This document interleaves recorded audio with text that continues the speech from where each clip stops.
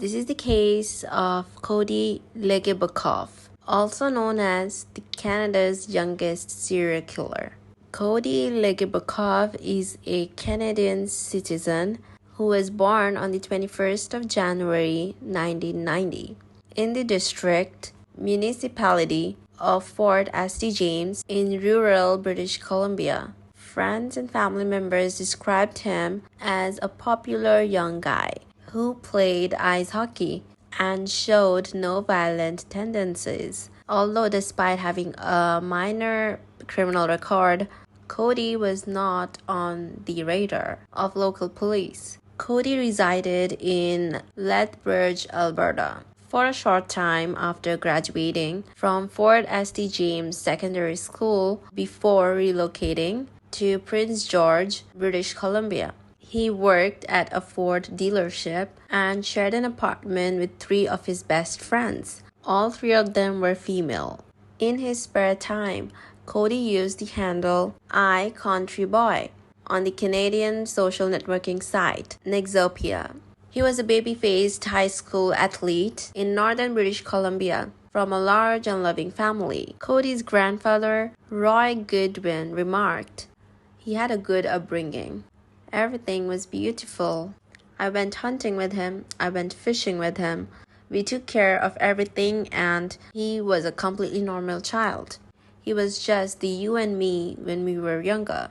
According to Ray Lemoyne, administrator of the school district, including the Fort St. James High School, where Cody graduated in 2008. The 6'2" man was a regular and a popular kid who excelled in athletics. And after graduation, he spent some time in Lethbridge before moving to Prince George to work as a mechanic. Mr. Lemoyne told the Prince George Citizen, "Cody has a loving family with caring parents, siblings, and a huge extended family in the region.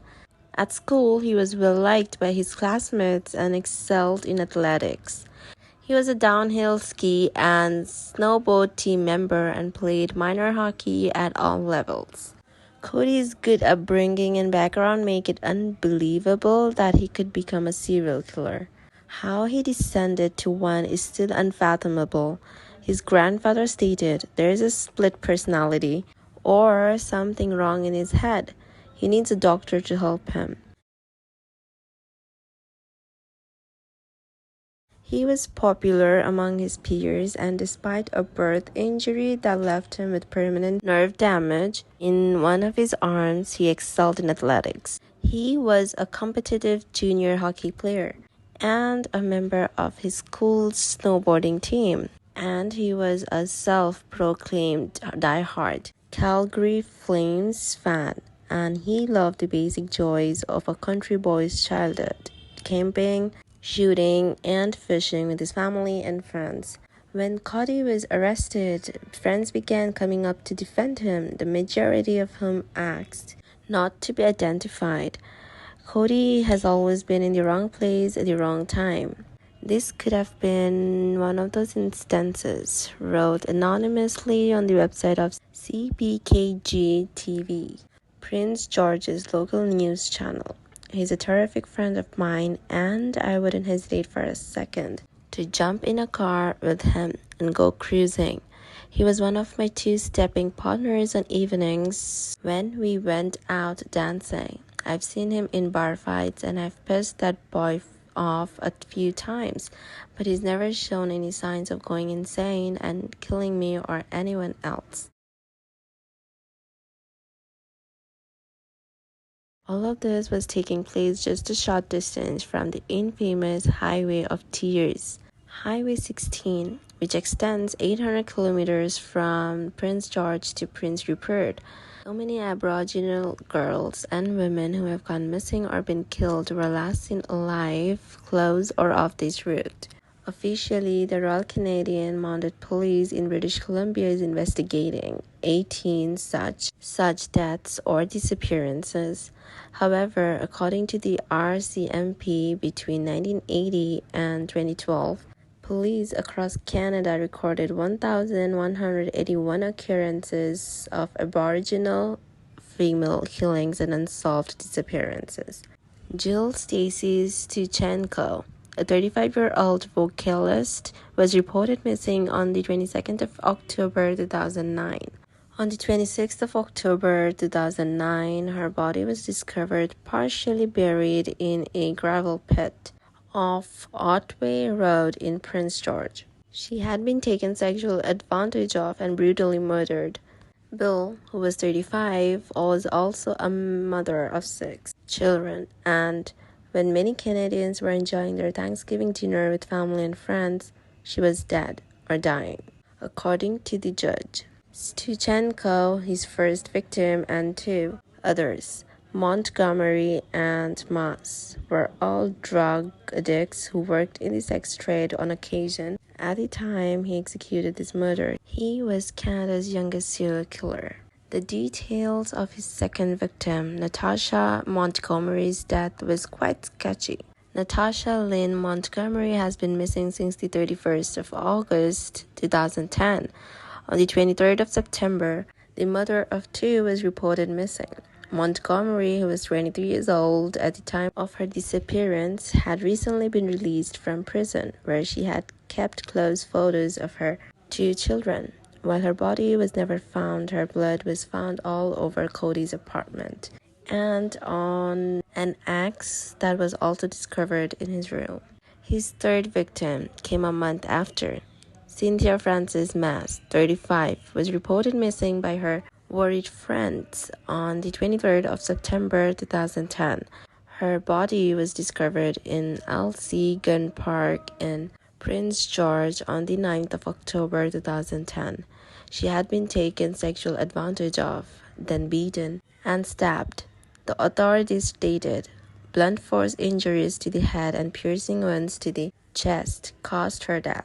It was shortly after that he committed the third murder he was arrested. Leslie's lifeless but still warm body was located in the bush just a short distance off the highway between Fort St. James and Vanderhoof, following recent tire tracks. She had been taken advantage of and then viciously bludgeoned with a heavy object before being stabbed in the neck. She had her jaw and nose shattered, as well as defensive wounds on her hands.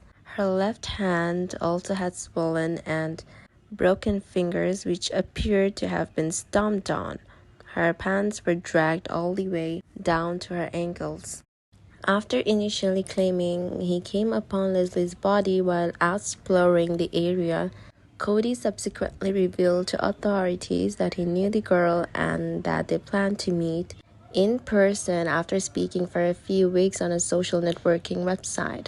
Already preparing to see his grandfather and mother in Fort St. James, Cody said he drove his pickup truck to Vanderhoof, where he met Leslie at a school. He claimed they drank some of the alcohol he had purchased, had intercourse, and then drove to Fort St. James, where Leslie claimed to know some people. As they were in an interview room at the Vanderhoof RCMP detachment, Cody told a member of the RCMP's interview team that they decided to take a detour, have sex again, and go four-wheeling. But that's when Leslie got crazy. According to Cody, Leslie began ranting about wanting to kill herself and how much she despised her mother. According to Cody, it then escalated to Leslie stabbing herself in the neck with a pipe wrench that had been resting on the floor of his truck. Cody said, "I was like, what the heck are you doing?" According to him, Leslie was quickly out of the truck and down in the snow with stab wounds to her neck. Cody claimed he was too surprised to administer first aid but dragged her about 15 feet before returning to his truck and driving away. When notified, she was found with her shoes, pants, and underwear off. Cody told another story and admitted to having sex with Leslie. On the 29th of November 2010, the situation reached a head when Cody's then-girlfriend, Amy Vaux, showed up at the detachment.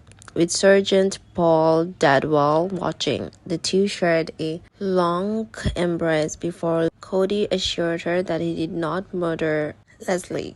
Cody continued to go through the story with a sad and sobbing voice, asking for forgiveness as well. At one time, Cody told her, "I simply want you to believe me."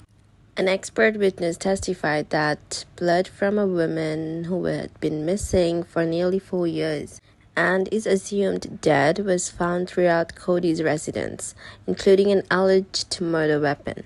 As Jason Solinsky, who does DNA analysis at an RCMP forensics laboratory in Edmonton, led the court through the information he got from the various samples police collected from the scene. Natasha Lynn Montgomery's name was frequently brought up. Montgomery, who was just 23 at the time of her disappearance, has been missing since early September 2010, only weeks after being released from the Prince George Regional Correctional Center. According to Crown prosecutors, Cody is accused of killing Montgomery, 2 other women, and a teen girl. According to Solinsky, more than 30 swabs of blood obtained from the kitchen, dining room, living room, and hallway were found to be Montgomery's. Blood found on a bedsheet, hoodie, and box spring mattress officers discovered in the apartment bedroom had similar degrees of certainty. Montgomery's blood was also discovered in 9 swabs taken from an axe located in a linen cupboard, 1 on the wedge and 3 on the head. Montgomery's DNA was determined by comparing a sample from a toothbrush she owned to samples provided by her parents. According to Solinsky, the odds of the DNA from the toothbrush being Montgomery's were 100 billion to 1. That is a very strong link to me. I'm scientifically persuaded that this can be used as a reference sample, Solinsky said. As the results were delivered, Cody's face remained expressionless, but his attitude showed that he was disturbed. Other evidence revealed connected Cody to the other 3 people he's accused of murdering. Cynthia Frances Mass, 35, whose body was discovered at Alzi Gun Park on the 9th of October 2010, was identified by DNA taken from Cody's apartment after his arrest, as well as a sock found in his truck and the sweater he was wearing at the time of his arrest. Jill Stacy Stuchenko's blood was discovered on a couch taken from Cody's apartment. On the 20th of October 2009, her body was discovered in a gravel pit off Otway Road about a year before Mass. 3 witnesses who lived with Cody at the time of the discovery at a 1500 block Kearney Street residence identified the couch as his. One said she assisted him in loading it onto the back of his pickup truck when he moved to the 1400 block Liard apartment in April of 2010. According to Cody's testimony at his trial, Jill Stuchenko, Cynthia Mass, and Natasha Montgomery were allegedly murdered by others. The other men were identified as X, Y, and Z by Cody. He stated that he would not name them because he did not want to be labeled a rat if he was imprisoned. The 24-year-old admitted to the jury to having sex with Stuchenko at his residence. He stated that X told him she had to die and that he whacked her with a pipe to do so. Montgomery's death was also ordered by X, according to him. He testified that Z drew a weapon and then X shot and killed her. In his apartment, Cody witnessed X strike Mass. He informed the jury that X knocked her out by hitting her in the head with an object. He claims that he and Y then drove Mass to a park in his truck. According to Cody, he pushed open the door and dragged her out. She had just collapsed to the ground. He said she was still alive at that point. Cody stated that he then got out of his vehicle and handed Y a picaroon, spiky log handling equipment. He testified before the jury that he heard Y strike her 3 or 4 times. I didn't feel good about what was going on or how I ended up in this situation. On the 11th of September of 2014, Cody was found guilty of 4 charges of first-degree murder. Cody was condemned to life in prison without the possibility of parole for a period of 25 years. Given the sexual crimes conducted as part of the killings and Cody's apparent degradation of the victims' corpses, British Columbia Supreme Court Justice Glenn Parrott added him to the National Sex Offender Registry. He hasn't shown any sorrow or empathy, Detective Parrott said, of the killer. He should never be permitted to return to our midst. Due to decisions against the change of venue and the defendant's legal representation, Cody filed an appeal in February of 2015. All 3 judges in the BC upheld the original judge's judgment. Court of Appeal case in September 2016. Cody was initially detained at the Kent Institution but was transferred to the Warkworth Institution in March of 2019 to serve the rest of his life sentence. And that's all about the case of the Canada's youngest serial killer. Thank you for watching. I hope you enjoyed this video, and please subscribe and give this video a thumbs up.